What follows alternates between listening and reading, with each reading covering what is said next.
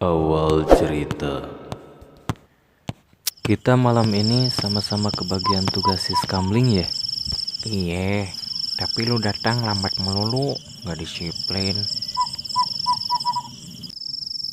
Teman-teman udah pada keliling kampung, lu baru muncul. Kemana aja sih? Biasa pulang dari si doi dong. Ayo truk, kita keliling, biar si Bagong yang jaga di pos. Gue sih oke aja, Reng. Oh deh, biarin gue di sini. Maka Petruk dan Gareng keliling meronda. Aneh ya, Reng. Kenapa orang-orang kaya sama Pak RT nggak dikenain giliran ronda? Semua warga kampung kita dapat giliran siskamling. Cuma kalau orang-orang yang kaya, waktu giliran ronda diwakili, kadang-kadang ngupahin. Kenapa begitu ya? Mungkin merasa gengsi, merasa turun derajat kalau ikut siskamling. Di kampung kita sifatnya orang itu kan macam-macam truk. Ada yang sok kedudukan dan sok berpangkat. Ada yang sok kekayaan dan sebagainya. Makanya dia merasa rendah diri, banyak bergaul atau dekat sama masyarakat yang tergolong kelas dari seperti kita. Nah, kalau kita tergolong kelas teri, tentu ada yang kelas bandeng, kelas kakap, juga kelas ikan hiunya. Kira-kira di desa kita siapa yang kelas ikan hiu itu? Ngelantur. Itu kan kata istilah truk. Tiba-tiba obrolan mereka terhenti ketika melihat sesuatu meluncur dari angkasa. Hei, apakah itu seperti meteor? Apa ya? Reng, ayo kita lihat. Jatuhnya pasti di tanah tegalan yang baru dibeli sama Bang Aceng.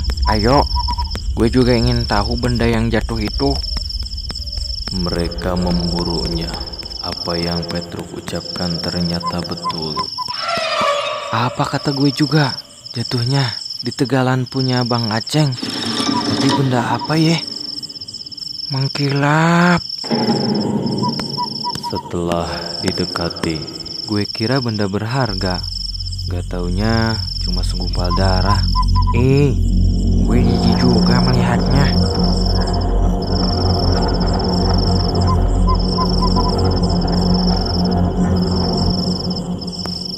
Maka gumpalan darah ditinggalkannya.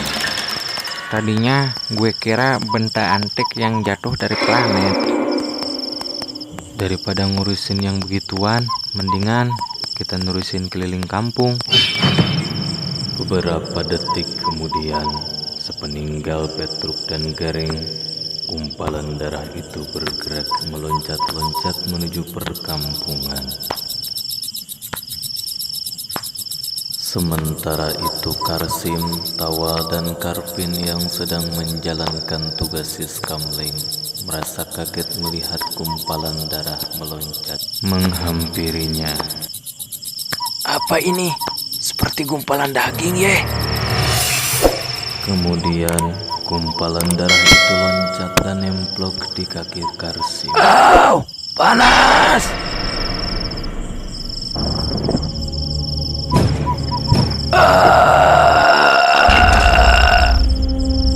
Karsim berteriak kesakitan. Menit-menit berikutnya, Karsim sudah tidak bernyawa lagi. Kurang ajar! Gumpalan darah ternyata pembunuh! Melihat hal seperti itu, Tawal jadi emosi. Hancur lu! Hancur lu! Gumpalan darah itu dipukulinya pakai pentungan, tapi usaha Tawal sia-sia. Gumpalan darah itu malah nemplok di tubuh Tawal, bagaikan lintah menyedot darah mangsanya. Au! Karpin! Tolongin gue dong! Lu kok bangun aja? Gimana nolonginnya, Wal? Gue juga takut, Wal. Takut nih. Tidak berapa lama, tubuh Tawal pun tergulai tidak bernyawa darahnya habis tersedot oleh gumpalan darah itu. Oh, Tawal, lu kait juga. Mengerikan, gumpalan darah itu bertambah besar. Lebih baik gue lari aja, mau melaporin kejadian ini. Tapi Karpin juga tidak luput dari mangsa gumpalan darah si penghisap darah itu. Wow, gue juga mampus nih. Peristiwa itu bukan malam itu saja, tapi berkelanjutan setiap hari, siang ataupun malam. Gumpalan darah itu terus mengganas mencari mangsanya.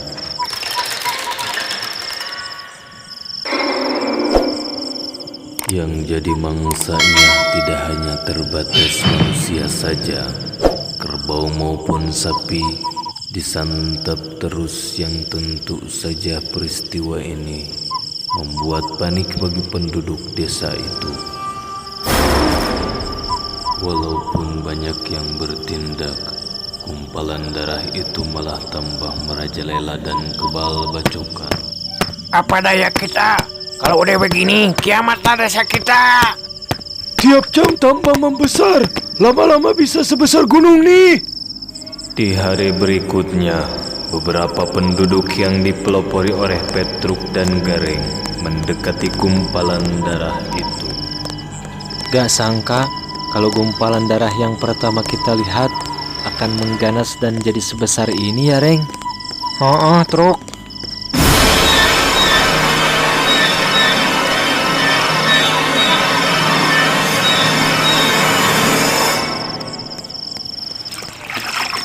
Kemudian bensin yang mereka bawa pada disiramin ke gumpalan darah yang sedang menghisap darah seekor kerbau.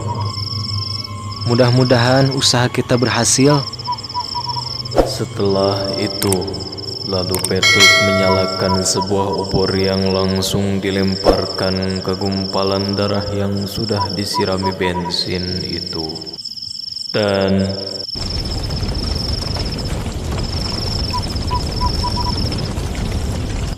gumpalan darah itu menggeliat-geliat kepanasan seperti lintah kena bakar. Api terus menyala. Beberapa lama kemudian gumpalan darah itu hangus terbakar bagaikan arang. Usaha kita berhasil. Wajah-wajah yang tadinya dicekam ketakutan kini kembali berseri cerah. Hore, malapetaka yang menimpa desa kita kini berakhirlah sudah. Semoga malapetaka lainnya jangan terjadi lagi. Ide lu hebat, Truk. Bahwa musnahkan gumpalan darah itu harus sama api. Ide dari mana tuh? Soalnya di dunia ini gak ada yang dapat ngalahin api, terkecuali api itu kalahnya sama air.